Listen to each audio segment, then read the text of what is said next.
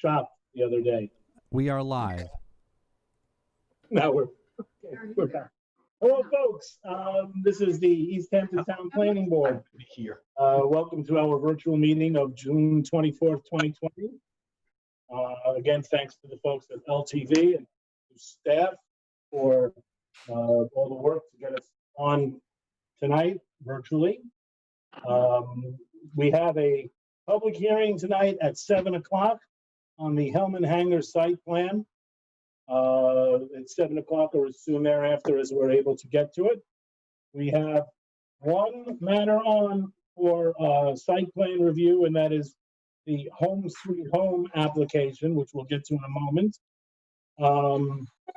And we also have under our regular meeting 2 urban renewal map modifications which we'll be voting on, and that'll be at the end of the meeting. As I mentioned, we have a public hearing tonight on the Hellman Hangar site plan special permit application, and we do not have a meeting next week, but we do have a meeting on July 8th, and at that meeting we will have a public hearing on a different part of the Home Sweet Home site. This is an application for a cell phone tower, a cupola, and that will be on July 8th at 7 p.m.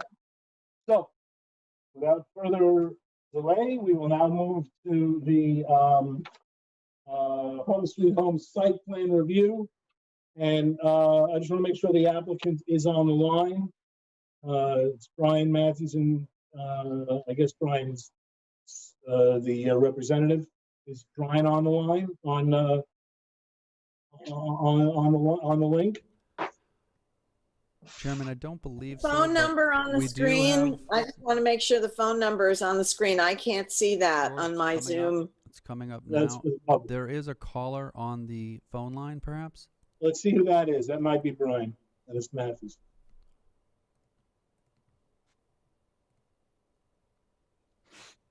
Hello. Yes, that's me. Hi. Hi, Brian. Is that you? Yes, sir. That's me. How are you? Hi. Good evening. We just want to make sure that you're here. Okay, we're going to go forward with the Home Sweet Home site plan review. So, Marco, take it away. Hello. Can everyone hear me? Just checking. Good. Very faintly, Marco. Very faint. Yeah, you're Hello? light. You got to speak up. Hello, is this better? Better. Much better. All right, site plan application has been made to convert an existing commercial warehouse into a self-storage facility. The proposed plans seek to add additional floors to existing structures, increasing the gross floor area from 27,810 square feet to 55,678 square feet. As illustrated in the site plan, Area A remains a single floor. Areas B, C, and D will add an additional floor, doubling their square footage, including space for an elevator. Area E will add an additional 2 floors for the installation of an elevator and a lobby. Area F remains a single floor, and Area G adds an additional 2 floors. The project contains approximately 465 self-storage units of various sizes. The parcel is located in Wainscott on the corner of Georgia Drive and Montauk Highway. It is zoned CI, commercial industrial, and is 100% cleared of native vegetation. As the board may remember, other site plans have been submitted recently at this location, specifically T-Mobile North LLC at Home Sweet Home, Wainscott. This plan was approved. This plan will have a public hearing and will have some changes on the current application that will be discussed below.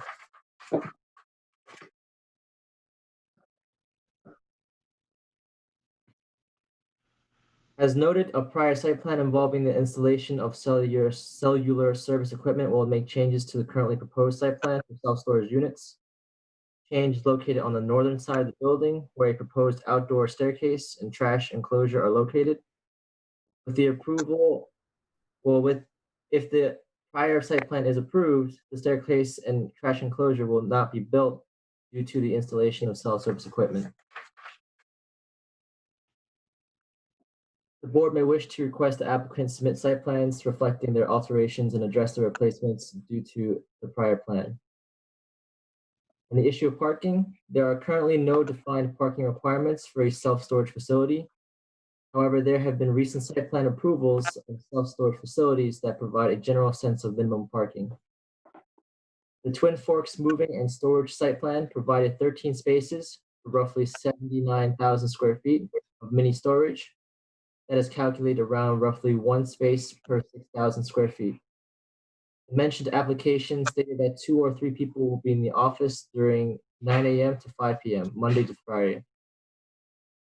Similarly, the standard phase commercial site plan provided 11 spaces and the handicap space for roughly 20,000 square feet of self-storage, around 1 space per 1,600 square feet. It was noted that Snyder Commercial will have no on-site employees. In contrast, Home Sweet Home proposes 6 spaces and a handicap space for 55,678 square feet, or 1 space per 7,954 square feet. The application has a designated office area, so there will be some form of staff working on-site full-time. While there are loading docks located in the middle of the parking space available, it does not appear that it is intended for patrons and is instead for parking and offloading of company vehicles.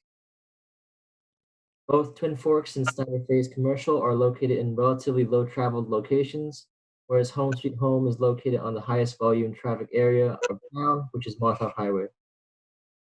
In addition to the loading docks located in the middle of the site, an additional 2 are located on the western side next to Georgia Drive, and these docks appear to provide the main loading and unloading areas for self-storage units. An important detail to keep in mind is that the loading docks on the western side currently operate close to the right-of-way of Georgia Drive, and that loading and unloading will likely necessitate parking in the street right-of-way. The combination of the neighboring gas station and increased commercial activity of Home Sweet Home may cause potential conflicts in traffic flow. In addition, patrons may be inclined to temporarily park their vehicles on the side should the parking lot be at maximum capacity. The department is currently waiting to receive Chief Fire Marshal David Brown regarding ADA accessibility of the proposed. Does somebody have a barking dog? Yeah, that's me. Let me close the door. The planning department has raised the question of whether or not the aisles proposed in sections A, B, C, D, and G will be ADA compatible for individuals using wheelchairs due to their narrowness. Corners and bends may be difficult to navigate for those individuals and also patrons with large packages.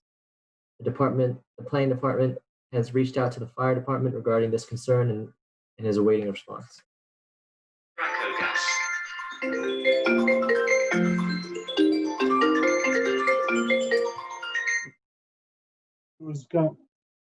No existing or proposed sanitary plans have been submitted for the application at the time of submission. The expanded retail space will increase the sanitary flow on the lot and therefore appears to trigger the requirement for an upgraded sanitary system following Chapter 210-3-2, subsection B, Part 5 of the Code. In addition to the conditions provided for in subsection A, for all the following circumstances, the sanitary systems must be, or the current sanitary system must be upgraded to, a low nitrogen sanitary system as defined in Chapter 210-1-4. Given the age of the lot, it is highly likely the sanitary system is not a low nitrogen septic system.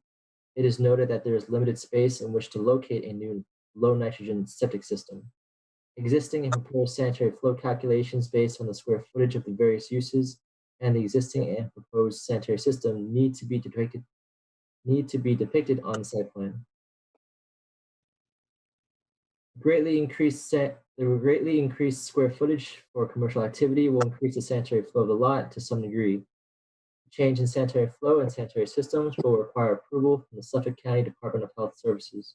The applicants are encouraged to submit an application to this agency as soon as possible if they have not already done so. The location of existing landscaping remains mostly the same. However, the applicant has proposed replacing the majority with other types. A mix of 18 to 24, I believe, inch high feather reed grass, 24 to 30 inch high inkberry, and 24 to 30, I believe, inch or foot, I'm not sure, high Anthony Waterer spirea has been proposed along the front of the building facing Montauk Highway. The planning department recommends that the applicant use bayberry, a native plant, instead of the Waterer spirea. It appears that the applicant is proposing to replace the existing landscaping along Georgia Drive with a mixture of 18 to 24, I believe this is inches high feather reed grass, 24 to 30 inches high inkberry, and 6 4 foot to 5 foot high skyrocket juniper. Upon a site visit, the existing landscaping located in between the loading docks was shown to be mature junipers well over 6 feet high. That specific area is to be replaced with feather reed grass and inkberries that only be approximately 24 inch at planting and will not be as tall upon maturity. The planning department recommends that the existing evergreen shrubs in this area be retained so as to provide better visual buffering on the metal-sided building. The applicant should clarify their motivation for replacing the existing junipers.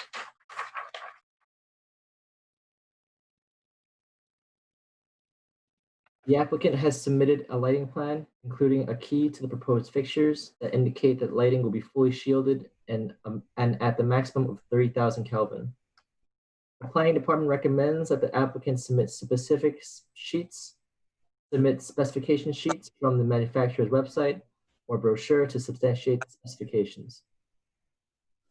An area of concern are the lighting fixtures proposed along the loading docks along the western side. The applicant proposes the use of LED lights under the roofed portions that raise the foot candle levels above the board's lighting policy recommended levels of 5 foot candles for active entrances. The smaller loading dock reaches upwards of 9 foot candles, whereas the larger one has multiple areas over 10 foot candles. The manufacturer's specification sheets will be needed to verify that these fixtures are fully shielded. Given the close proximity of the loading docks to Georgia Drive, there will be some light that spills over onto the road. The lighting plan shows that the light levels in Georgia Drive near the 2 loading docks will be 2.1 and 3.4 foot candles. Chapter 255-1-80 of the Town Code provides that no light source shall be visible beyond the property line, including from roadways, and the board's lighting policy call for 0.1 foot candles at the property line.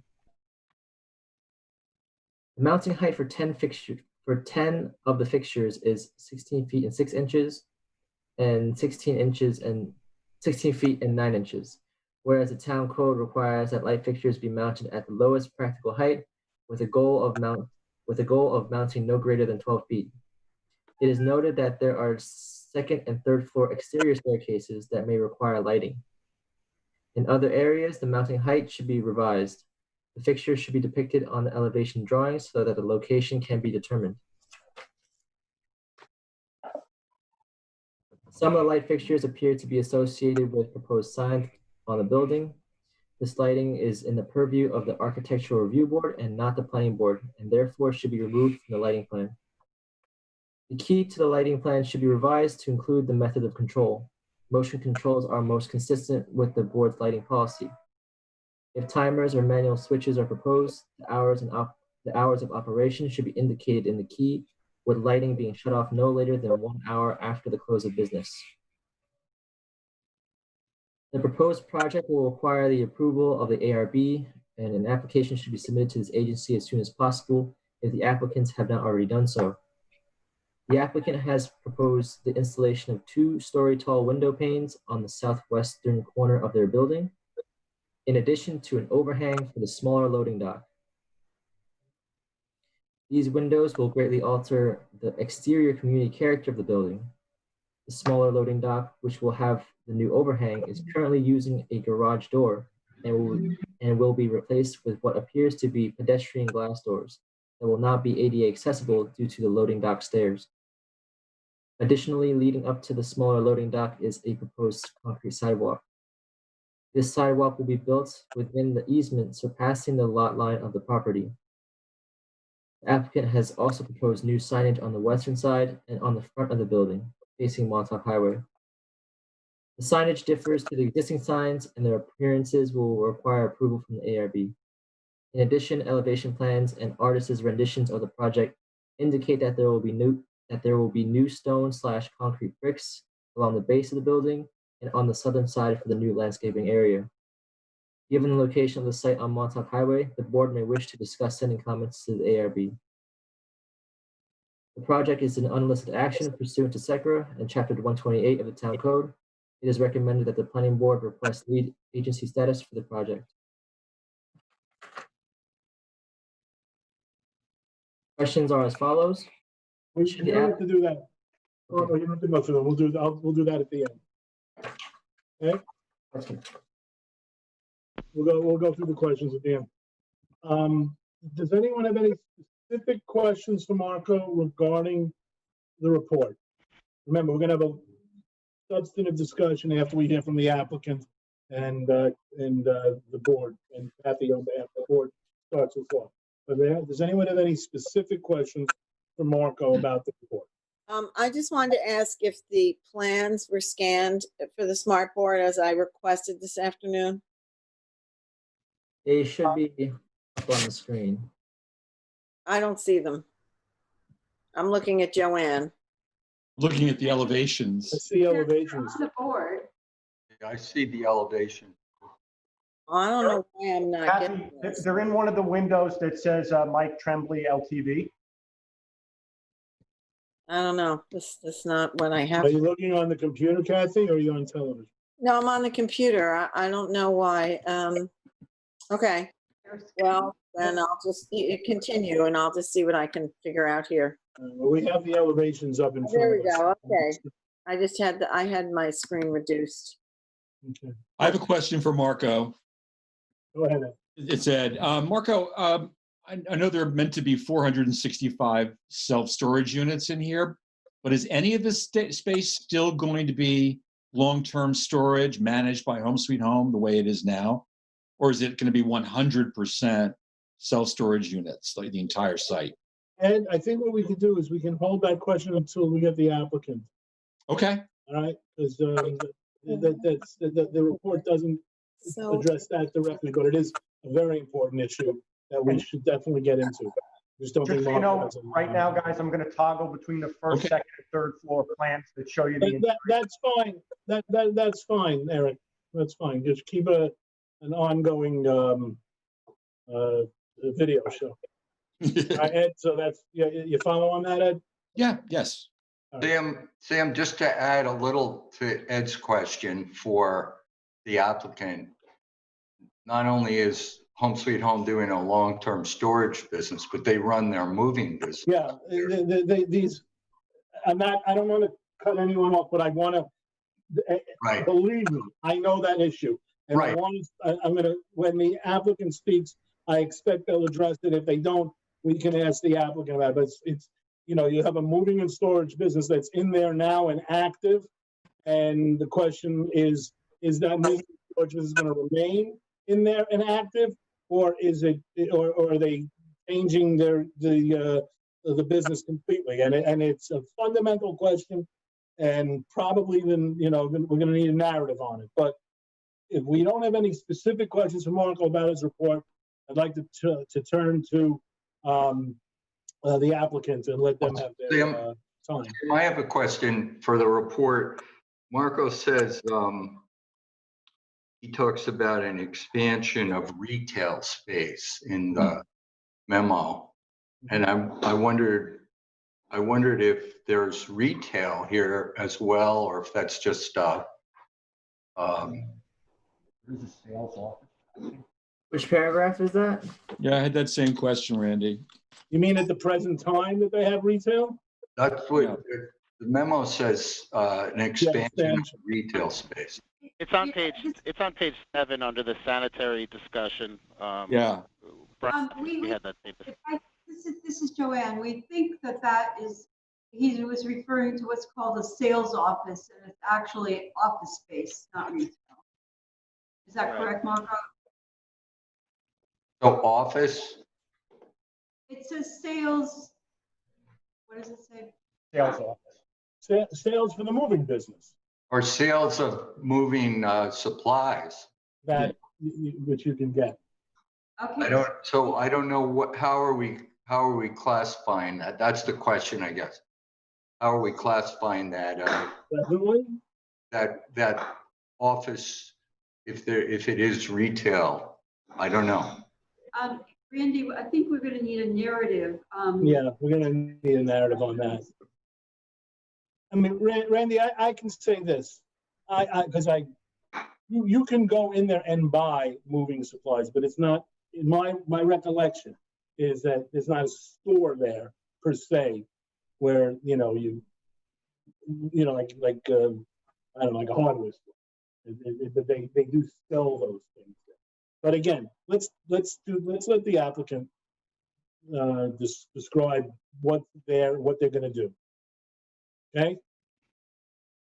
The other point, I don't know when to bring this up, but I see the CO doesn't include the business itself. I don't know, predates. Does it predate zoning? Yes. So the actual business and some of the buildings maybe are not included in the CO. No, it has an up-to-date CO. But it doesn't include the initial buildings and the use. If you read the CO, it just talks about addition. Yeah, but prior CFOs do include the other buildings. Yeah, they wouldn't issue a new CO. It's only specific to a recent project related to a recent building permit, but the building department wouldn't issue one on the site if there were any structures that were outstanding and needed site plan approval. So you're saying that it's implied that there's a legal pre-existing non-conforming situation there. Yeah, the CO, well, it's not a non-conforming use. Some of the dimensional, size of the building is non-conforming. Setbacks, of course.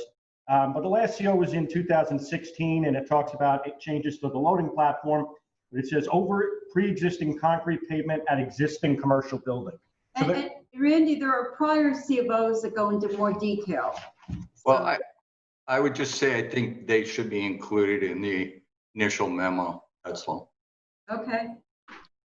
All right. So we know what we're starting with. Let's hear from the applicant. Let me turn it over. Brian, Ms. Matthews, you're there? Yes, sir. Yes, sir. I'm here. Okay, why don't you take us through the application from your perspective?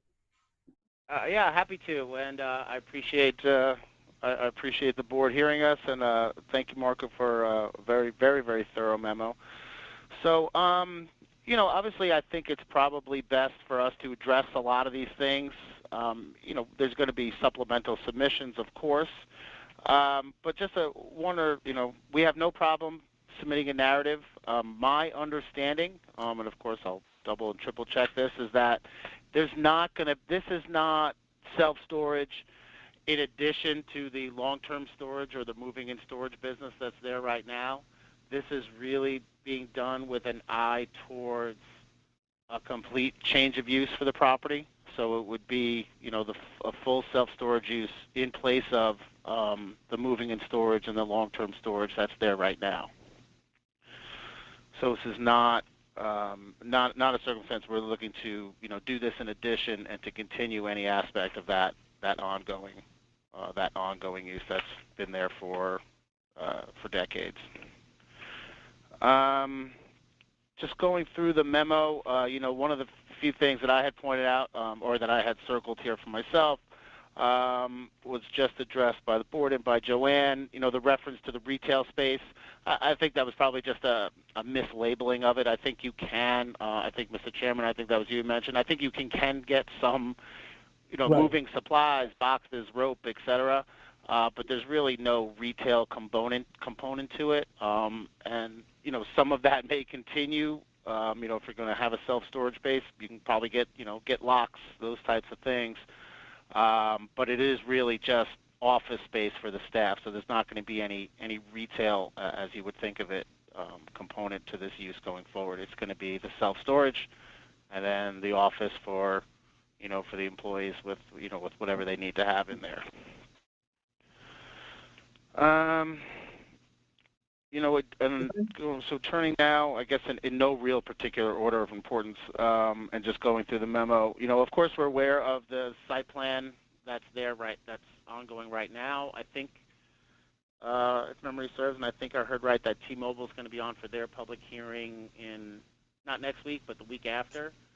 Yes, that's correct. I don't know that there's any inconsistency with the plans. I don't think it's accurate to say that the stairs that, and maybe I was misreading this, that the stairs that Home Sweet Home has proposed and the trash enclosure are not going to be part of this proposal, because they are. I think from when our engineers and architects, what have you, have been coordinating and in contact with T-Mobile, who obviously does that with their own expediters and in-house people, to make sure that there was no, I think T-Mobile actually altered their plans a little bit, and we altered our plans before we submitted a little bit to make sure there was no overlap or inconsistency between the two. But we can, you know, lay that out in whatever supplemental submission that we make to make sure that's clear about, you know, what they're proposing, what we're proposing, and why they can, you know, exist in harmony on the site. The parking issue, of course, we agree. We did a lot of analysis on this before we submitted, that, you know, there is no real designated formula for parking spaces for this, you know, non-nuisance industry.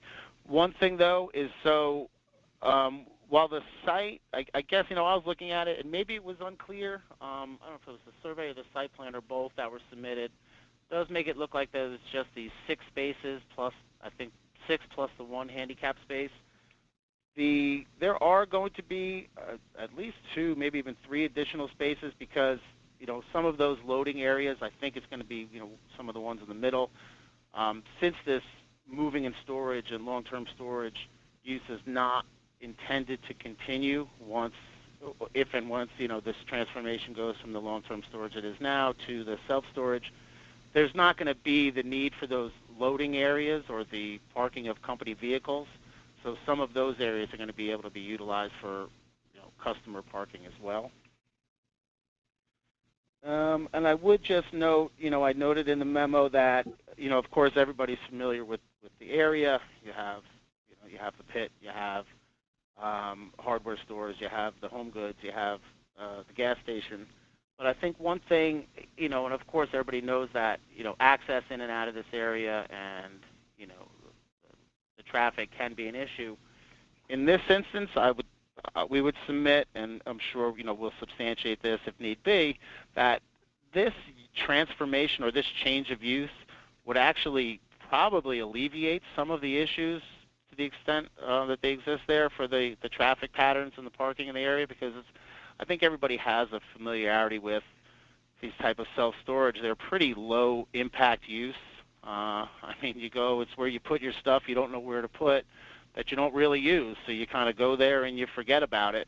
So it's not a lot of trips. You're not going there that frequently.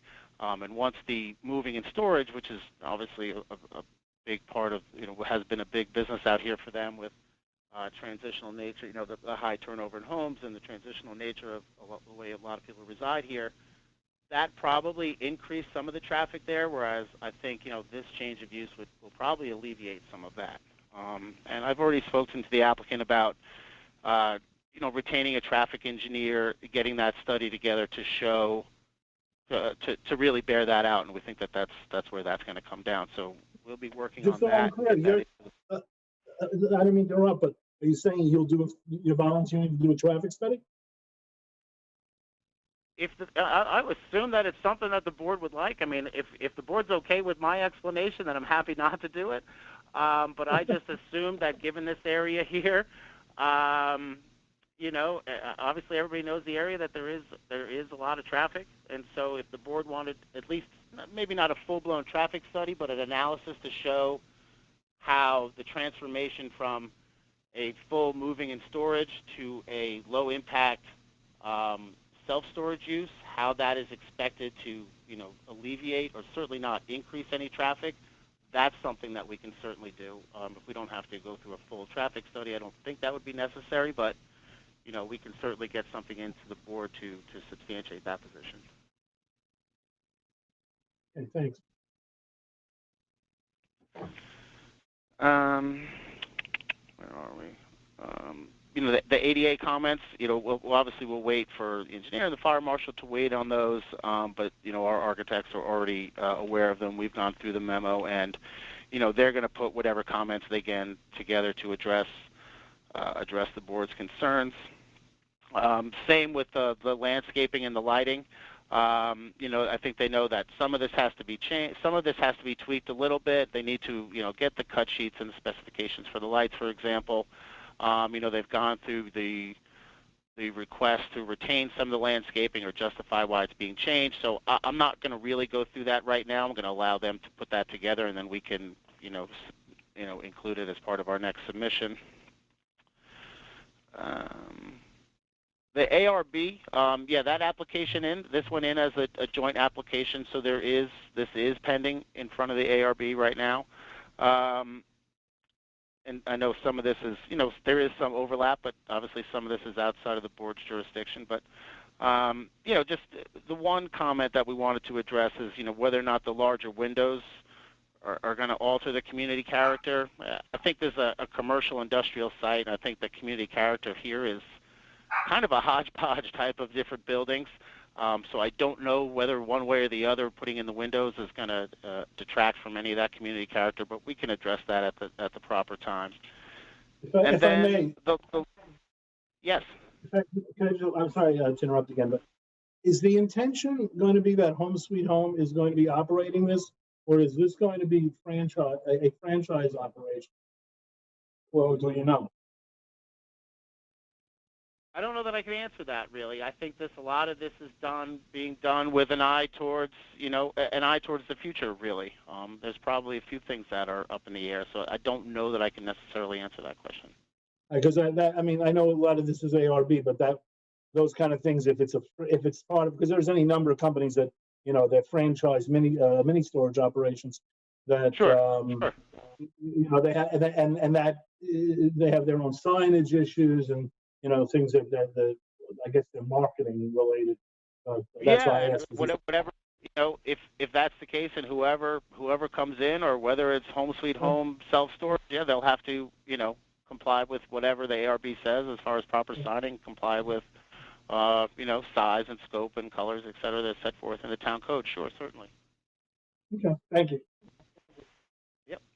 And then the last question, going back, or the last comment that I had, offhand, going back to I guess it takes us back to the retail comment, but up to the sanitary. We've gone through this a little bit. I'm not going to go through it in detail right now, but I don't think that this triggers an obligation to upgrade the sanitary system. I think in our experience and our analysis, our experience with some other self-storage properties and our analysis of what the town and what the county has done or required or permitted with respect to those other self-storage, I think that this one does not fall into the category of required upgrade. But again, that's an issue that we can deal with as we move forward and work that out. All right. Is that it? I think that's it for right now. Yeah. I know it's an extensive memo, certainly, and it's going to be, we're going to be back and forth here a couple of times. I mostly just wanted to, get an idea from the board about what your thoughts were, concerns, comments, things you like, things you don't like, so we can, try and, streamline the process as much as possible and make sure that we're either changing things that you want changed that we can, or giving you a rational basis as to why, we hear what you're saying, but we think this application is better the way that we've proposed it. So that's really, particularly for a first time on, I think that's really what our thought was, to give you the overview, give you a thought on a couple of the main items that were pointed out in the memo, and then to really take the temperature of the board about, what you wanted us to address going forward. Great. Does any board members have any specific questions for the applicant? Yeah, I do. Brian, what's happening on the inside of the building where the new two-story windows are? I didn't really get a chance to look at the plans. Were just put up a moment or two before you got on, so I'm not sure what's happening on the other side of that glass wall. When you say I'm trying to pull up my elevation plans here too. Is it a lobby? Is it a stairwell? I mean, what's happening there? Where those windows are? I think if everyone's kind of been in these self-storage type buildings, it is, there's interior stairwells certainly. Hold on, I'm just building plans. This is what I have here. So when you say what's going on, which way are we looking at here? Just so I can get a clear picture and make sure. We're looking at where the new the two-story windows are being proposed in that corner of the building near Georgica Drive, facing Montauk Highway. Yeah, I mean, is that a lobby area? Is it stairwell behind it? I mean, where are we looking here? So sorry.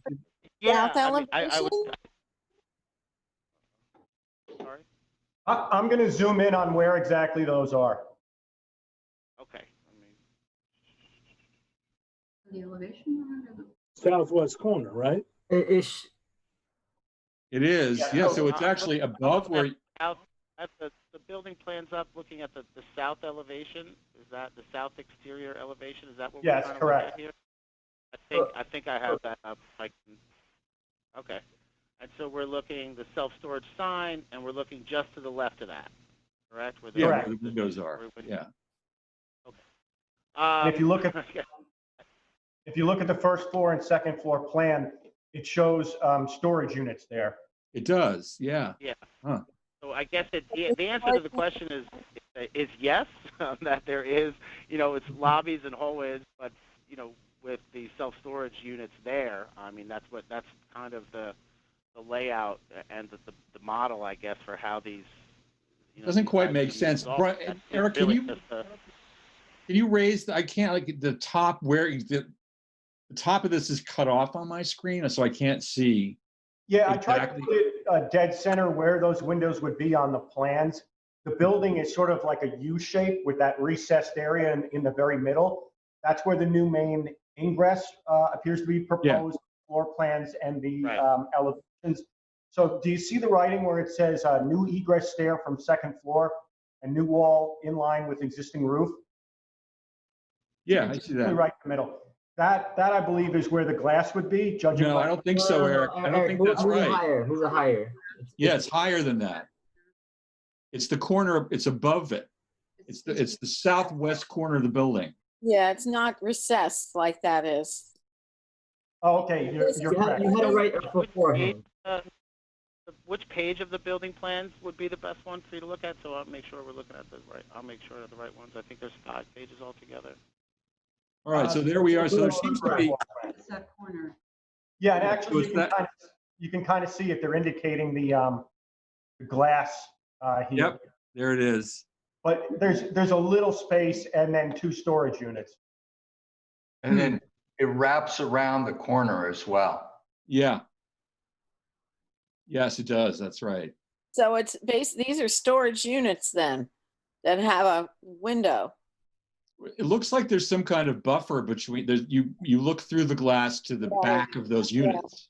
There are any number of mini storages up island that have this look, that you can see a couple of the units from the street. Yes. Through a big window in the front. That's right.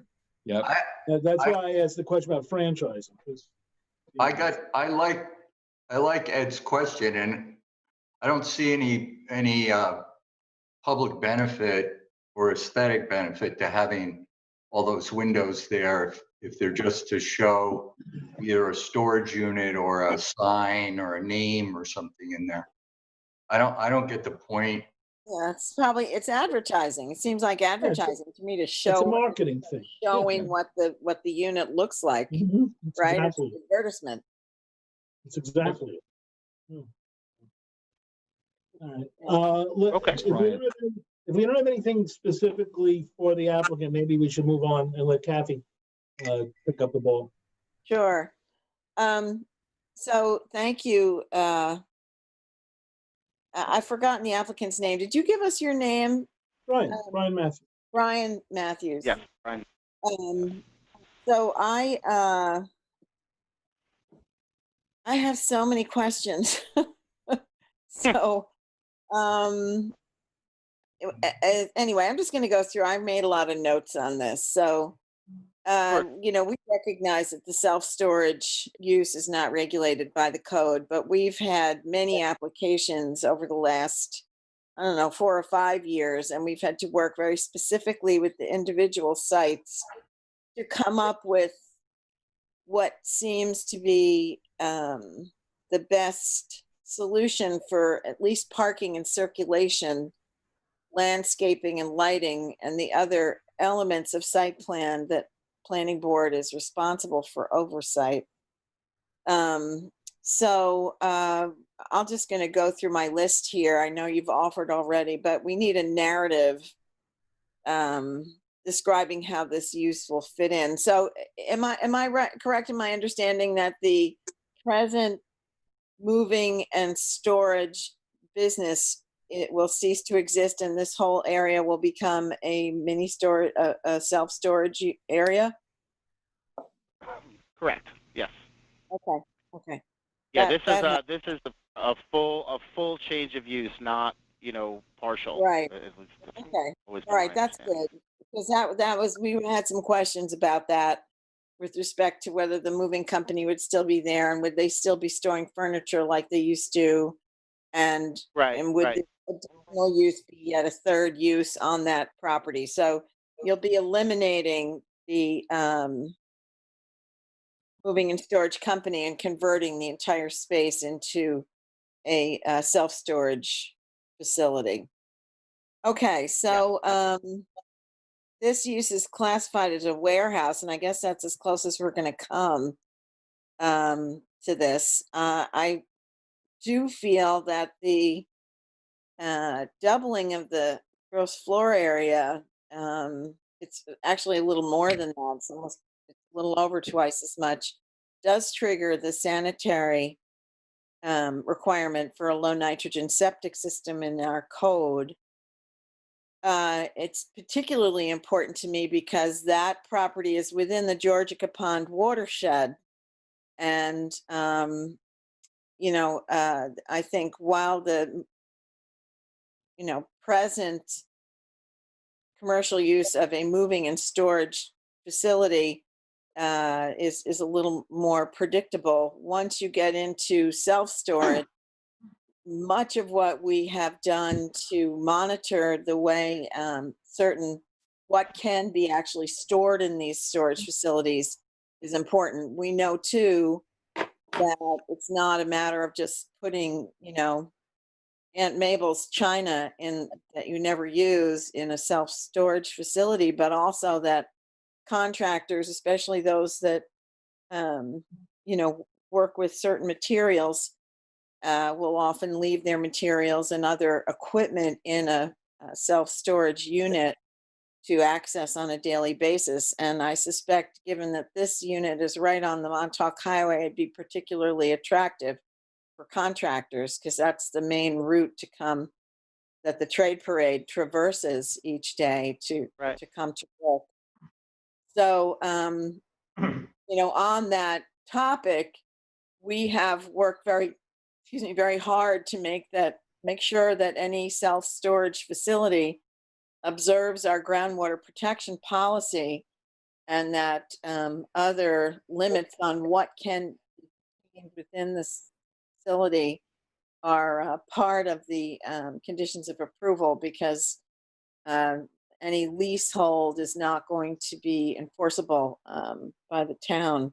Kathy, can I just interrupt you a second about the type of stuff that's stored there? Usually there's a distinction between how they call household goods storage and the other type of storage you're talking about. So we could just ask if it's going to be limited to the storage of household goods or not. Yeah, but it doesn't mean, to my mind, that, household goods can include Clorox and all kinds of, cleaning products that are no good for the water. I don't want to derail on that, Randy. We can talk about that more later. I just want to give the applicant my, you're welcome to expand on that when it's your turn to talk, but I just want to go, I've got a long list here, so I just want to go through this. But to my mind, I want to make sure it's right at the right, it's right by the pond. We've got to, we've got to protect that thing. So it's already a challenged waterway anyway. And I'm glad to know that you're interested in bringing a traffic engineer in. I think that, I think you're going to need to do a traffic study. The Golden Car Wash, which is just a few lots west of there, obviously a much more intense use triggered the need for a traffic study, and that would be my recommendation. Wainscott is the gateway hamlet to East Hampton, and this particular stretch of road is the most heavily trafficked area, arguably in the whole town. I just don't, it's always at a standstill at rush hour and in season. So, and there are a lot of uses there that, residents and passersby, the post office is across the street, admittedly a little west of that, but, it's a difficult group of buildings there and uses that draw people to them. I'm not really understanding the point of how this use would create fewer, fewer trips, vehicular trips, but we can debate that another time. The one concern I have is that there isn't back related to the parking, is that there isn't really enough parking there. Even I went there and looked at the site today, and the shoulder of the road, I don't really know where the property line is, but on that western boundary, the Georgica Drive, it seems like the road shoulder is out is maybe 6 or 7 feet east of where it would reasonably be, and it seems to me like that might be considered parking space for people that want to access their units. But there don't seem to be sufficient parking spaces there, and I don't really understand the plans well enough to know how that would work in the front of the lot, but perhaps there's enough parking there if you can expand it to both sides. Presently, I don't know if that can be done, if it's wide enough to have spaces along what is presently the front of the building, and then also along Montauk Highway. That might relieve my concern. The other thing is that there's Griffiths parks trucks behind there. There's a stone road. It was illustrated on one of the plans that Eric held up on the smart board. It wraps around the north of the building. So there's obviously traffic that comes in and out of there. I don't know at what times of day, but there are a couple of businesses back there, and I couldn't exactly figure it out, and I didn't feel like trying to make a left at 4:00 today, so I didn't venture east of there. But past that flagpole, which seems to be near the property line of where Home Sweet Home is, and then the next sign over says and it's Animal Hospital. But behind it, where, I don't know, there had to be 10 trucks of some kind of, there was a gooseneck trailer behind Home Sweet Home was parked there. And there was a truck with a gooseneck trailer, off to the east. and probably 6 Griffiths vans and 2 Humvees. I mean, there were a lot of big trucks in the back there. So they're going to be traversing that road as well. So that would be something that would have to be taken into consideration in terms of the traffic study. But I just don't see that there's enough parking here. You know, one of the things that we've been very careful about is to make sure that access, not just off a roadway, but once the user is on the property to transact business, that they have the proper access. And you know, storage, self-storage, you've got to, sometimes you come in with big boxes, they might need an elevator. You know, it seems to me that I don't see how that flow is going to work really, but that can be reviewed. Regarding the cell tower, I don't feel that we've got to put the stairs back on this thing. We told the you know, the cell people to take the stairs off the plans. I think that whatever your plan is to use this property, it should be illustrated on the plan. If after the public hearing that we have on July 8th, I think that's the date, regarding the cell tower, and beyond that, you know, we'll see what the public comment is, but it seems that we'll be wrapping that memo up in the next couple of weeks. That should inform some of your landscaping choices. The general comment. The north stairs there, just so I can be clear, right? That's what we're talking about. The north. Yeah, the stairs are supposed to access. Yeah, they were supposed to be. Yeah, it's supposed to be access for the cell tower. I just want. My general point is, once the you know, that the landscaping and the lighting needs to be coordinated so that that use of the cell tower, which I know is relatively inactive. There won't be, you know, there's not going to be somebody there every day working on it. You know, whatever form the landscaping needs to take with respect to the stairs and whatever lighting needs to be, you know, supplied, should be coordinated with that use. That should be coordinated. I think that's sort of obvious. The mature trees, however, that are along the west side of the building, they should just stay. It doesn't make any sense to move them. You know, the point of that landscaping is for screening or buffering or beautification, and, you know, removing them and putting smaller shrubs in is not going to enhance that site at all. It'll, you know, to my mind, it'll detract from a, you know, a nice green,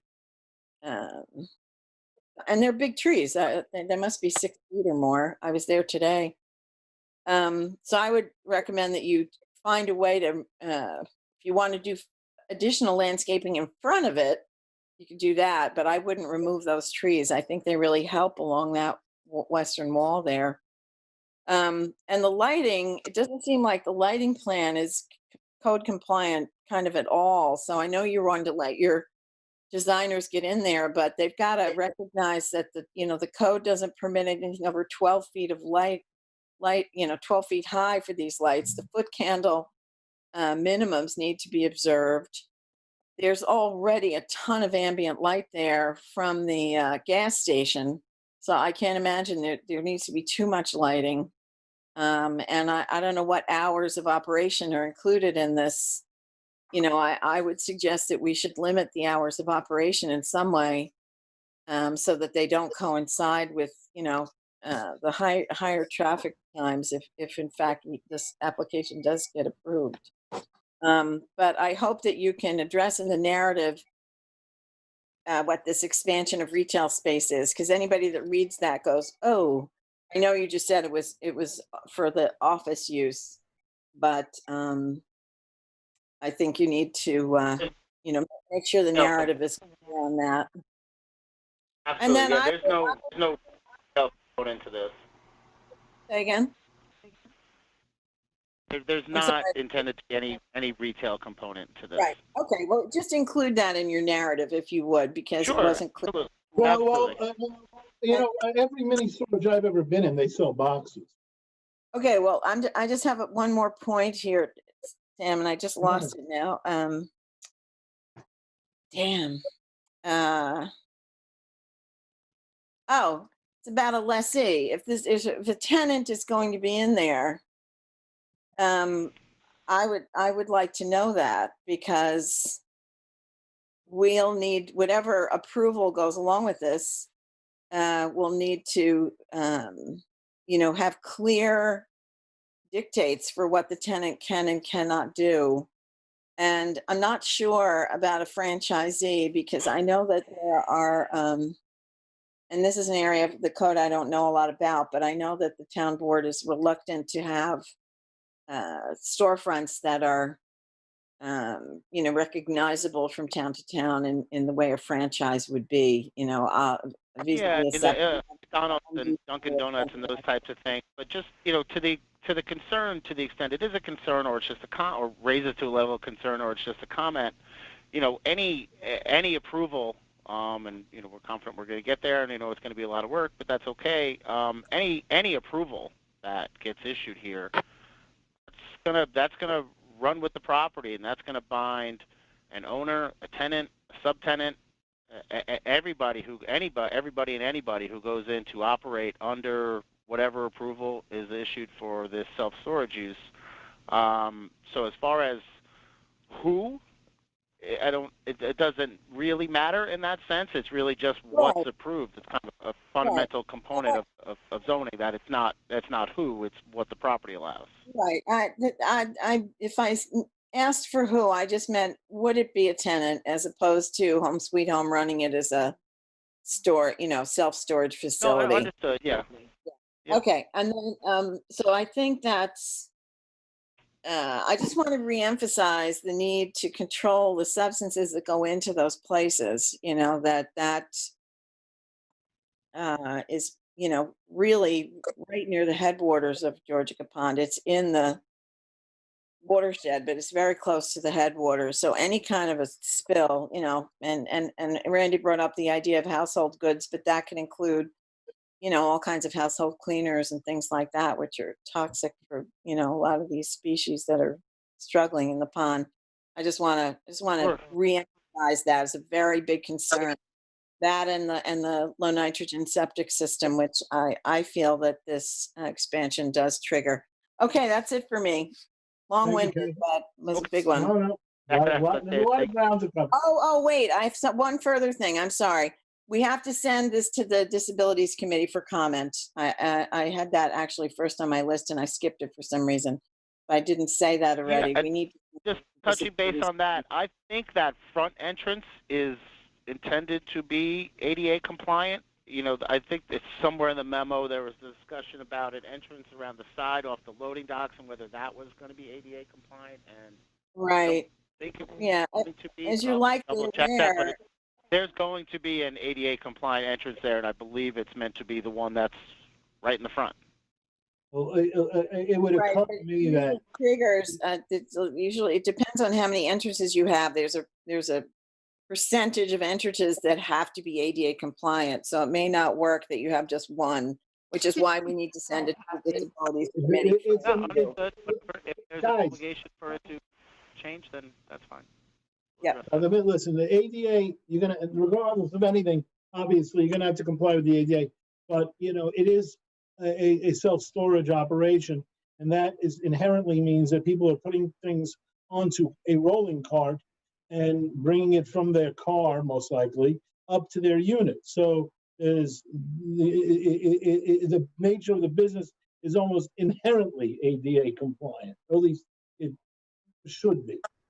But that's just an observation. Let's get Ed. Let's start on Ed again at the virtual table. We'll start with Ed and we'll work our way around. Okay. Okay. Thanks, Brian, for the explanation. I appreciate it. Yeah, I mean, I think we're a long way from having something that's workable here. Totally appreciate your desire to the owner's desire to turn this into a self-storage facility. That makes perfect business sense. But there's a lot being crammed onto a really small and already active site. So, there are some issues. Kathy's chronicled a lot of what they are. I don't need to repeat them all, but, and I would just sort of say that, for me, the ADA thing is really important. I do think a traffic study should be done. I am concerned about the parking. We don't have a standard for this, as we all know, for this kind of facility, but it just feels, kind of weak. I am concerned about how the bleed from the western side of the building into Georgica Drive, how that operates. So I think there's just some real concerns about how it's all going to function and what it's going to look like. So we need to kind of address a lot of those issues.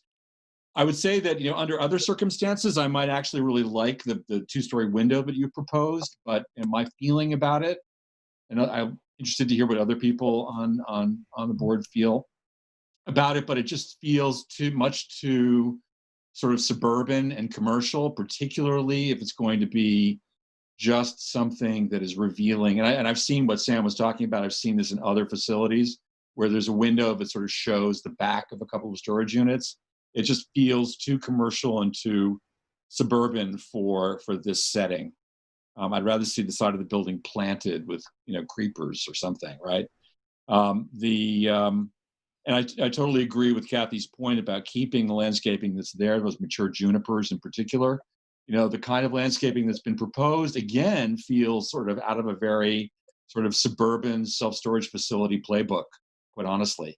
I don't know that that's really something that we want to promote in Wainscott, which, as you said, Brian, has a bit of a hodgepodge kind of atmosphere already. We don't want to further that. We'd like to sort of make this a bit more discreet, not something that looks more commercial and calls more attention to itself. So those are my thoughts. Thanks very much. Lou. Yeah, thank you to Kathy for such a comprehensive list.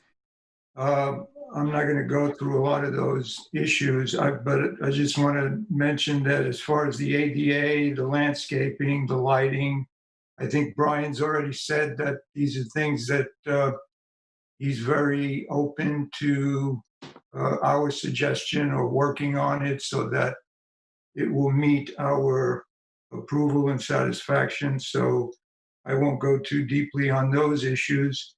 I made a note on what Ed said just now about the windows. I just want to say that I agree with him with his analysis about making it look too commercial in this area. So I'm on board with everything he said regarding that. There are two items that I'm concerned with. So I want to emphasize those two areas.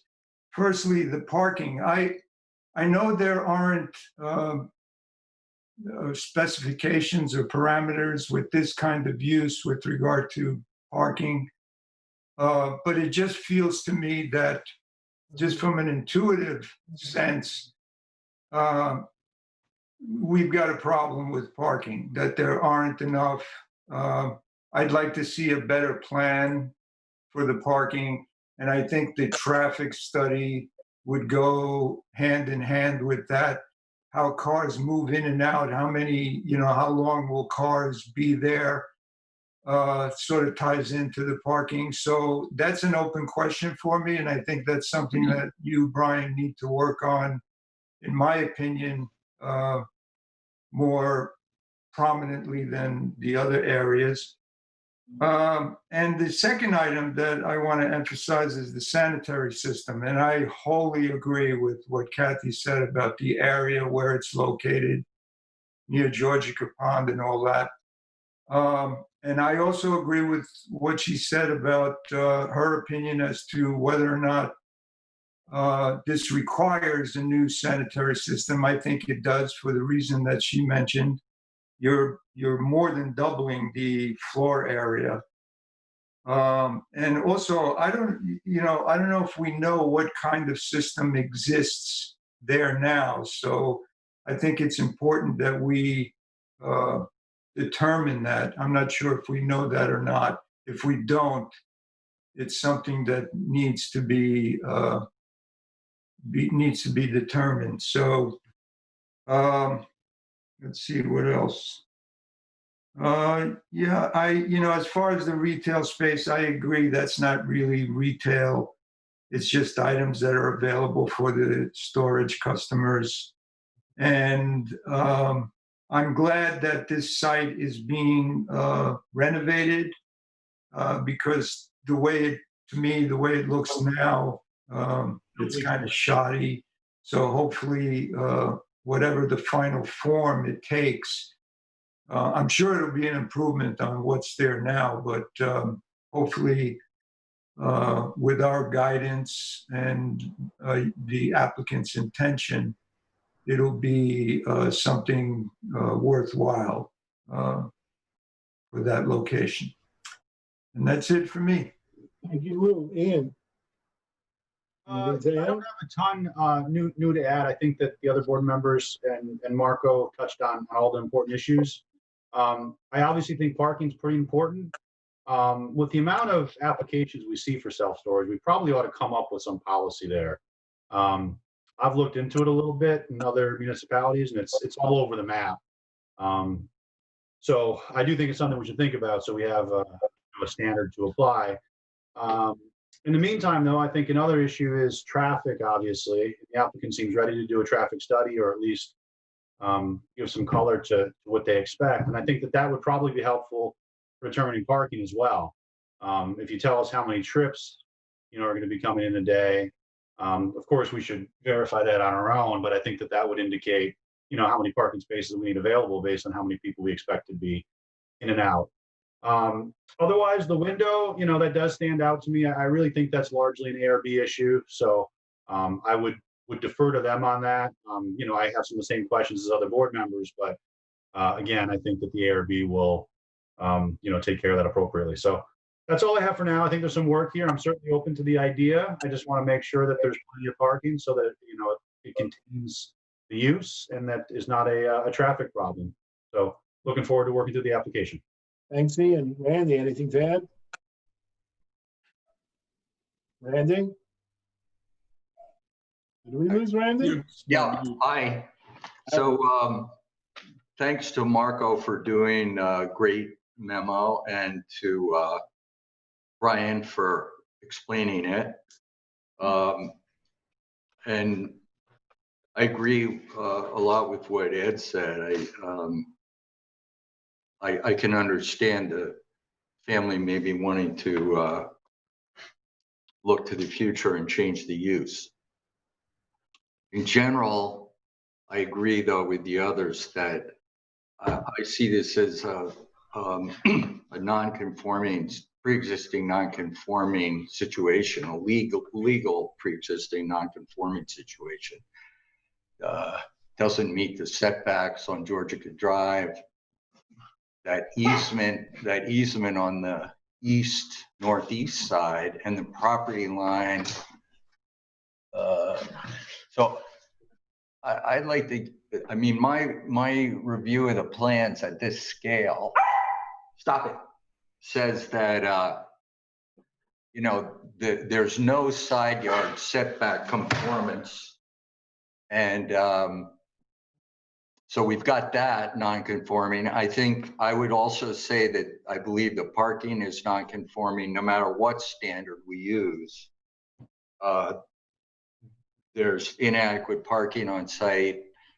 It may be that the septic is non-conforming to current standards. It's been there before. The health department adopted its new regulations in, late 70s, early 80s. So I think we're dealing here with a dimensionally pre-existing non-conforming situation and probably a septic flow pre-existing non-conforming. So I feel like the applicant is overreaching to go for so much more floor area. I guess, and this would be something I'd ask our planning staff to check, or maybe they can just tell me. I know that residential we're limited to 2.5 stories, I think, but in CI, I'm assuming that we allow 3 stories, and that's why they're showing 3 stories here. But I would ask the staff to clarify that. is 3 stories permitted in the CI district. It might not be, it might be 2.5. The other parts that I wonder if are non-conforming is clearing and coverage. Marco talked about coverage. He gave the coverage amounts, but I didn't get any sense about whether they meet our current standards or not. So, question about parking, septic, setbacks to property lines, clearing, and coverage. I want to confirm that those are all pre-existing non-conforming with our current standards from the get-go, and then we're talking about adding significantly to the use of the site. I don't know. I wondered if the use is intensified, if the New York State Department of Transportation has to take a look at the existing curb cut, whether that's adequate. I'm wondering what the Hamlet plan for Wainscott, if our staff could take a look at that, and the applicant could take a look at that. I'm not sure if the future visioning for the pit included a potential access using Georgica Drive into the pit, which would mean potentially in the future, we don't know yet, but there could be a lot of traffic on Georgica Drive. And right now, looking at these site plan, it looks like some of the buildings actually encroach into into Georgica Drive. It's not just that they don't meet setback, but they're actually over the property line. That may be a question. Yeah, small section of a couple of the loading docks, I think, do encroach in, and there's an easement agreement between Home Sweet Home and the town to allow that to remain. So it's a town-owned road, and there's an agreement on that. Nevertheless, the fact is that the buildings are actually in the road right away now, some corners of them. It goes to the pre-existing non-conforming discussion for me. I don't know if Home Sweet Home uses fuel tanks. They fuel their trucks from this site. I don't see any fuel tanks in the plan, but I would ask the applicant whether there's a fueling operation here or not. I don't think so. Okay. Sam? I don't think Yeah. so, but I can't really run the business, so I can't answer definitively. Yeah. The question being asked Joanne? if that's something there that would need to be removed, or just in the context of the question, I just want to make sure I put it properly. I think that we would want it plotted. If it's there, we would want to know where it is. That's right. And we would want to know if it has the health department permits. And if you're proposing to remove it. Okay. I just want to make sure I asked the question properly, so I want to make sure I got the context. Let me just interrupt. Joanne, did you have something you wanted to add right there? Yes, Eric just zoomed in and we noticed that there's a table, a dimensional table on the plan that indicates that zoning allows for 2 stories. And I believe that's the case. We rarely have anyone proposing more than 2 stories, and rarely more than 1 story.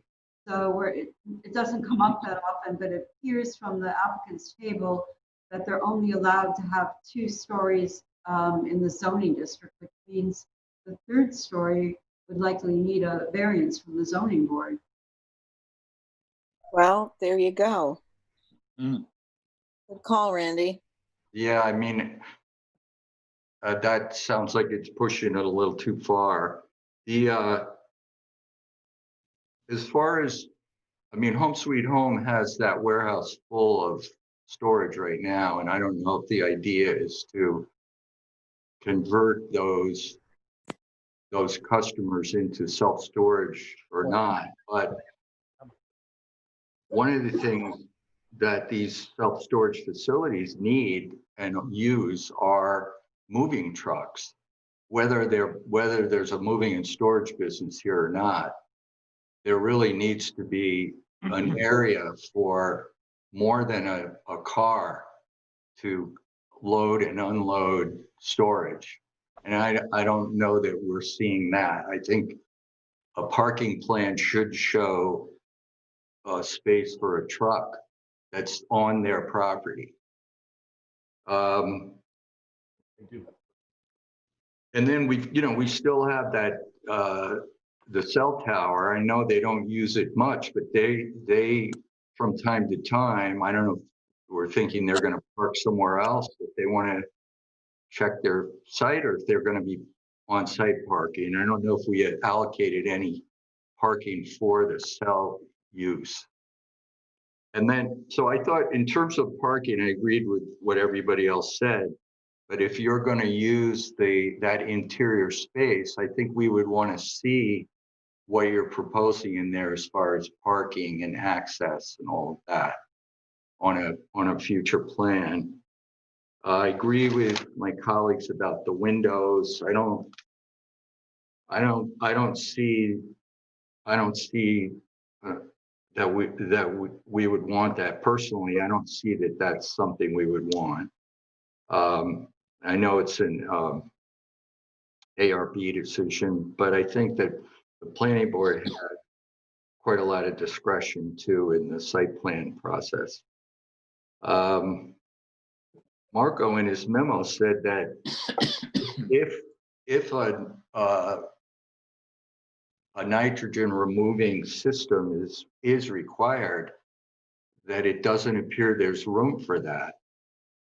So I think we have to look at that as perhaps a limit to the intensification of this site.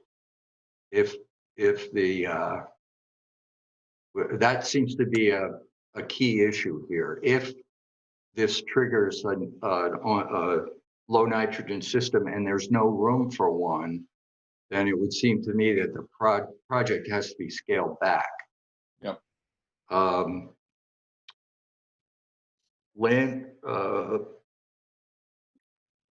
Okay, so that's pretty much it for me. I agree with everybody about the traffic. We do have a light there, which I think is good news. That does make it easier to get in and out of this place, and I think probably that'll pretty much take care of the traffic issues.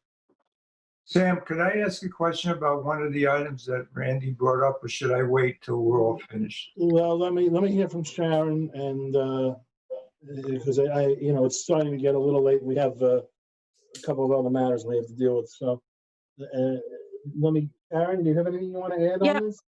Yeah, I mean, I don't really have much to add. I think everybody has scoured all the things that are needed, to go forward with this. There's a lot that's, missing in terms of just adjusting the parking. I think the parking and the traffic are definitely going to be huge issues. And now the third story has been brought up. So I think there's a lot of homework that needs to happen here with the ADA, information, and the parking and the traffic and landscaping. There's a lot of pieces that are unanswered. So everybody has brought them all up, and I don't think I need to rehash them. Thanks very much. Lou, you want to knock out one? Yeah, I just want to understand it. Just real quickly, I want to understand the two stories.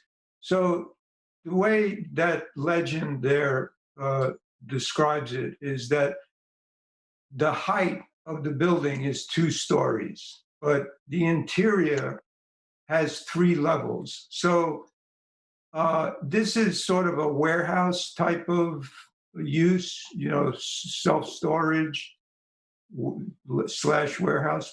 So if you have 3 levels that are that apply to that kind of use, where it's shorter ceiling or what have you, but it's more for storage than it is for living space, would that comply with the three, even though it's still 2 stories, but it's 3 levels, would the building comply with the code at this height?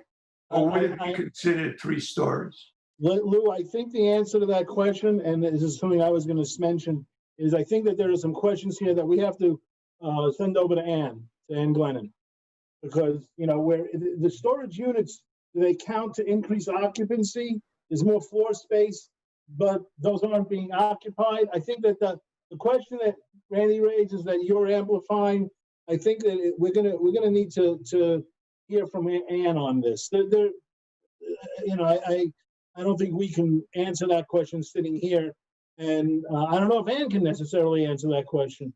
But I think it's something we need to defer to her, or at least, you know, solicit her opinion on it. You can take a look at the definition section of the code. I think stories are defined there. Okay, but you know, you're right. I agree, Sam. Let Ann make the call. Well, yeah, you know, I mean, I'm not going to do that here. I'll say this: this application is yet another example of why we need to amend, or not we, but the town board needs to amend the town code to come up with mini storage, self-service storage, whatever it's called, as a category. Because we are once again flying the airplane, building the airplane while we fly it. We've done this with the one over on Stephen Hands, and there was another one, if I'm not mistaken, that we, you know, we're trying to take pieces of other things that we're familiar with, like warehouses that do have a definition, and apply them here. But that philosophical point aside, I'm very glad that there is a willingness to do the applicant may not want to call it a traffic study, but I think at the end of the day, that's what it has to be. One thing that, you know, that you need to realize is that where this space is, you've got maybe the busiest gas station in town directly across the street. You've got regardless of any future plans for the pit, an access that is used constantly in and out of the pit, and it's immediately adjacent to Home Sweet Home. The question of whether a mini storage unit operation is going to increase or decrease the amount of traffic, Randy, you make a very good point. A lot of times people bring in a truck, particularly, you know, somebody coming back from college with a U-Haul full of stuff, and they back it up, and it has to go into a loading dock of some sort. So there are many questions that need to be answered, just with respect to traffic flow. And of course, as you also mentioned, the fact that it's right there on 27, you know, this is it's very significant. And you know, in terms of people coming in from out of town, like contractors and whatnot, in the morning and picking up things, I never really thought of it in that regard. I never think of a mini storage that way. I think of it in terms of you dump your stuff off and you leave until, you know, 6 months or 10 years later. But if there was going to be picking up things in the morning, that's going to create a real traffic mess, because you have people going to be making a left turn eastbound just after the traffic light in Wayne-Scott. And, you know, heaven knows what what that's going to entail or portend. I think that we really need to see a narrative. I'm very glad to know that we will not have the complication of an existing business continuing, and that, you know, I mean, it just makes it an easier analysis than having to think about, well, they're going to have a moving business, a storage business, and a mini storage business. No, it's just mini storage. But still, we need to know what, you know, the narrative, when it's going to operate, how it's going to operate. I think the window issue is probably an ARB issue, and I'm not going to get tied up in that right now. Landscaping, I want to make sure that the landscaping is consistent with that which has been before us already, and which is going to be subject to the public hearing. So, look, the applicant has a lot. This is a big application physically, and in terms of the number of tentacles that it has. And I think that the applicant's probably gotten more of an earful than they might have anticipated, but there's a lot to be considered here. I'm going to move into the questions. The very first question I'm going to ask is, should the planning board take lead agency status.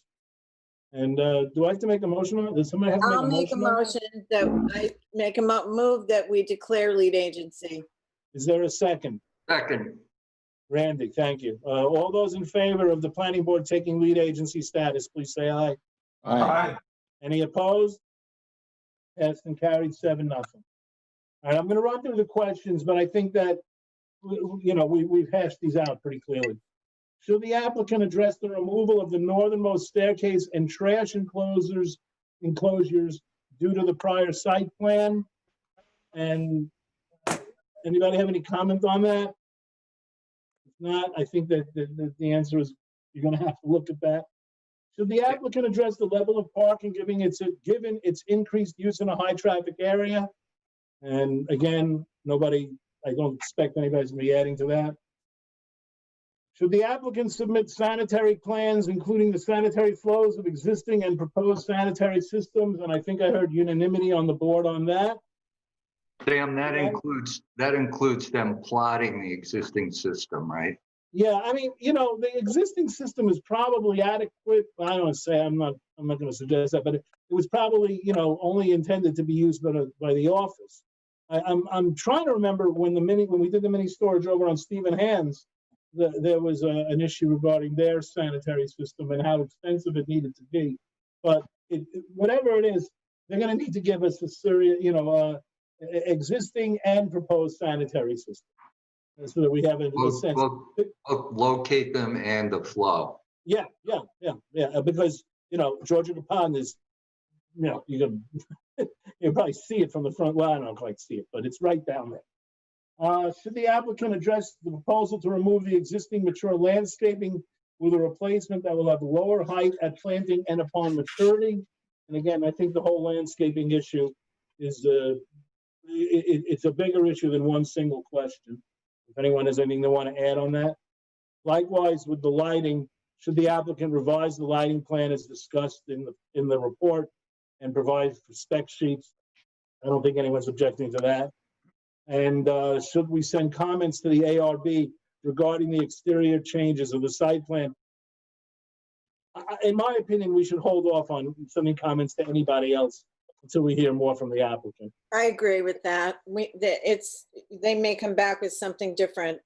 Yeah, and in that regard, again, I wasn't asking the question to, you know, prod too much into the business plans and business operations of the applicant, but you know, if there is in mind that this is going to be part of a, you know, there are any number of companies that do mini storage. If there's some plan on that, it's going to the impact on the lighting, impact on the windows, all these things are going to have to be addressed because these mini storage companies present an image. They present a marketing, it's with a view towards marketing. And so when the applicant comes back, it'd probably be a good idea to know what their plan is. Just, you know, if it's going to be a homemade, home sweet home, mini storage, great. Then there's probably more flexibility. But if it's going to be part of a, larger company, or there's going to be some agreement with a larger company, then there probably, or maybe, less flexibility available to the applicant on their side of the transaction. So, well, but Sam, as Brian said, the user is going to have to comply with any site plan. Yes, okay, but they're going to come back with a plan. It's going to look like something, and if they're all I'm saying is this: if they're going to make a deal with some user, with some mini storage company, they all have their own, Yeah, but in a way, they're free to do that, and whatever. Yeah, and then it's they can die and leave it to their children or sell it or whatever. But as long as we've contemplated how we want it to be, no matter who runs it. Right. I agree, but also a lot of that's. Yeah, I think that was the point that I was trying to get at too, Randy. Yeah. All right. Well, look, I agree. We can. Look, this application is going to be before us again and probably again and again. So as we move forward, But, Ms. Matthews, you've heard a lot from us tonight, probably more than you wanted to hear. But let's. That's okay. Okay, It's good to be thorough. We're here. Right. We want the best possible result. So, Brian, do you have a strategy to pick up 4 votes? Randy, you're going to now move on to the public hearing, which was You guys supposed to have start. full basements that you're looking to empty out? I don't know. Yeah, well, I think, we're going to address all these concerns. I think, and I think, honestly, I think when we get, once we, it is a big application. So I don't think we had much, I know, Sam, you're being half facetious, but I don't think we had much of an expectation to say, well, this is all great, let's, dot the I's and cross the T's, and we'll get this moving along to a public hearing. So there is a lot here. It is, we're not doing that tonight. No, of course not. It is a big, at least in theory, on visually, a redo of a building and a use that's been there for an extensive period of time. And so I think a lot of these issues are gonna, of course, they're the issues that the board is used to raising, and for good reason, because they're the issues that you are charged with addressing: parking, traffic, etc. But I think a lot of them are gonna get handled a lot. I think we're going to be able to address them to your satisfaction sooner rather than later, and then we'll really be able to get this narrowed down to where it's a project that we're getting people to support, maybe little tweaks here and there. I'm not expecting it's going to be one more or even 2 more. That's okay. But I think we're going to be able to get there and really address, the concerns and the comments and the questions that we're hearing tonight, and give everybody a comfort level that we'll get this to a good application. Great. And again, I didn't mean to cut you off, but, we are now it's now 8:02, and we had a public hearing scheduled for 7 o'clock. So we're going to now move out of the work session and into the regular meeting. Okay. Thank you very much, Brian. Okay. Thank you all for your time. Have a good night, and stay well. Thank you. Thank you. Okay. Ed. Yes. Yes. Hangers, if you want to. Yep. Can we check and make sure the applicant's on the line? Yeah, good idea. Actually, I think the applicant was Mike. Is Joel Halsey still available? Yes, one moment. I'm opening that phone line up now. I am here. Thank you very much, Joel. This we is appreciate Joel. your patience and waiting. Yeah, we're going to go forward with the public hearing. for this one. Mike, is there anybody else on the line who's Yes, waiting to speak at the public hearing? There is one other caller that I can unmute as well. We find out if they're here for the public hearing. I'll open them up now. Yeah, just real quick, just ask if they are. Hello, caller. Could you introduce yourself on the phone with your name? Gary Krupnik, Westwood developer for the proposed hangar. All right, good. Okay, Gary's all right. Gary's with for the applicant as well. All right, Gary and Joel. We're gonna have Ed Krug read the public hearing notice. Ed, go ahead. Notice is hereby given that a public hearing will be held before the East Hampton Town Planning Board on Wednesday, June 24th, 2020 at 7 p.m. or as soon thereafter as this matter may be heard. To consider said application, the public hearing will be held electronically by video and teleconferencing and we televised on LTV channel 22 and available for live stream on the LTV website, ltveh.org. The public shall not be permitted to appear in person but may comment by telephone by calling 351-888-6331. A transcript of the hearing will also be posted to the town's website after the hearing, and the hearing shall remain open until July 24th, 2020, or within 1 week of posting of the transcript on the town's website, whichever is later, for the purpose of receiving written comments. Written comments may be submitted by email directed to planningboard@ehamptonny.gov and by mail to 300 Panago Place, Suite 103, East Hampton, 11937, and received on or before close of business on July 24th, 2020, or within 1 week of posting of the transcript on the town's website, whichever is later. The public hearing will be held to consider the application of Hellman Hangar site plan approval pursuant to Article 6 of Chapter 255 of the East Hampton Town Code to construct a 50 by 50 foot or 2,500 square foot hangar with a 30 by 30 foot asphalt parking area and a 30-foot wide taxiway. Leased area is part of the town of East Hampton Airport. Leased area contains 10,553 square feet, 0.242 acres, and is located on the westerly side of Daniels Hole Road, Wainscott, and is situated in an A5 resident zoning district as shown on the official zoning map of the town of East Hampton, and identified on the Suffolk County tax map as parcel 300-181-26 or 179 Daniels Hole Road. Subject application is classified as an unlisted action pursuant to SECRA, Part 617 of the New York Code of Rules and Regulations, and Chapter 128, Environmental Quality Review of the Town Code. A survey prepared by L.K. McLean Associates PC, dated revised February 12th, 2020. Floor plan and elevations prepared by the Kent Architectural Collaborative, PLLC, dated revised February 14th, 2020. And a landscape plan not labeled, prepared by L.K. McLean Associates PC, dated January 3, 2020, are available for inspection at the Planning Board Office, Suite 103, 300 Panago Place, East Hampton, dated June 3rd, 2020. Samuel Kramer, Chairman. Thank you very much, Ed. All right, Thomas, do we have jurisdiction on this? Yes, I've reviewed the affidavit of service and posting, and the notice appears to be adequate. Very good, thank you. Is this, I'm sorry, is this,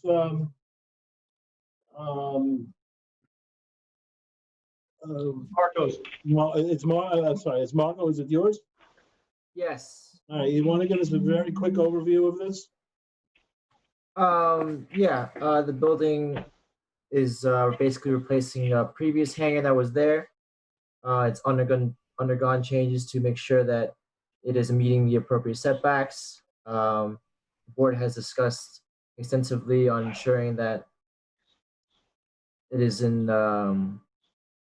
compliant with groundwater protection, and as well as it's appropriately screened. And I think it's generally more or less there. Very good. Thank you very much. We have two representatives from the applicant. Do you have anything you want to state on the record on this? If you do. This is Joel. I have nothing to say. Okay. And Gary? I'm good with the presentation. It was just enunciated about the project. Very good. And again, Mike, I'm going to check with you one more time. Do we have anybody on the phone who's waiting to give comment on this? No, there are no other callers on the line. Okay. Since it is now 8:08 p.m. and the public hearing was scheduled for 7 p.m. Motion to close? No. Oh. Consistent with our previous, previous policy, which we've undertaken pursuant to the governor's executive orders in conducting the public hearing on Zoom, we will suspend the public spoken comment portion of the public hearing.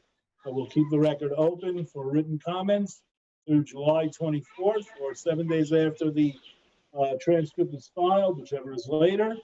And that will be where we will leave it at this point.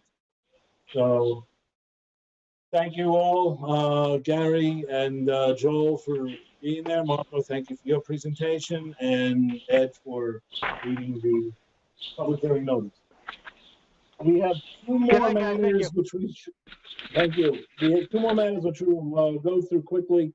They're both urban renewal, urban renewal map modifications. First one, I've read the applications. I'm going to take care of these. I've read the modifications. I reviewed them with the planning department. First one is the Cohen Pepper Urban Renewal Map Modification, 136 Town Lane in East Hampton. As a condition of the approval of an urban renewal modification, there, oh gosh, I'm looking for, sorry, give me a moment here. Well, I'll just read the application. urban renewal, Suffolk County, in the matter of the modification of Suffolk County tax map number 300-167, 167-003-3, 14, 15, 16, and 17. I've read the modification and move for its approval. Second. All those in favor? Aye. Any opposed? All right, passes and carried 7-0.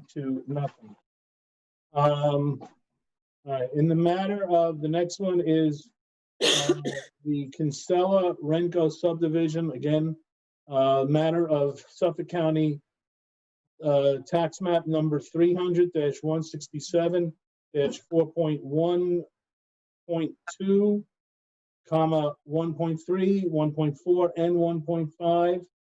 I've read the application for modification and move for its approval. Second. All those in favor? Aye. Any opposed? Aye. Okay. No, was there any opposed? In that case, 7-0 on that. Okay. With that, it is now 8:11 p.m. We are going to move into executive session regarding litigated matters. So I'm going to ask LTV to, we'll make a motion. After we make the motion, and I presume it'll be approved, that LTV will cut off the public feed, and we'll have the planning board and council and Joanne also. If I may, Chairman, if I may, yes, I'll do that, and I'll be back to you in a moment. Okay, let me get a somebody make a motion on that. Motion to move into executive session to close the regular meeting. Is there a second? Second. All those in favor? Thank you. All those in favor? Aye. Aye. Any opposed? Okay, in that case, it is now 8:12. I'd like to cancel the feed, please, and we will see you all again on July 8th.